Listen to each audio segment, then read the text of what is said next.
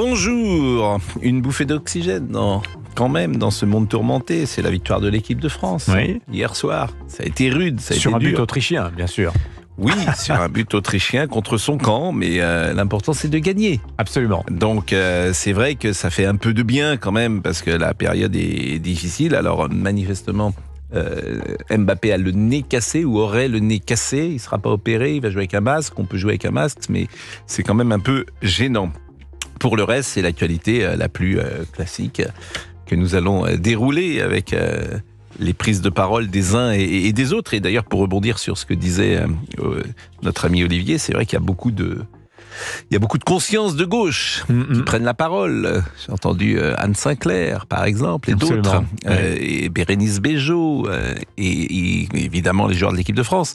Donc tout ça agace effectivement sans doute les uns et les autres, et tout ça peut être contre-productif. Et puis je vous dirai un petit mot sur France 5 hier soir, parce qu'il y a une émission que je vous invite à regarder qui s'appelle C'est ce soir. C'est le service public, mais alors là c'est 100% invité de gauche, et le mot d'ordre c'est tout sauf Jordan Bardella. Ah oui. Mais c'est le service public qui fait campagne contre le Rassemblement National avec l'argent des Français.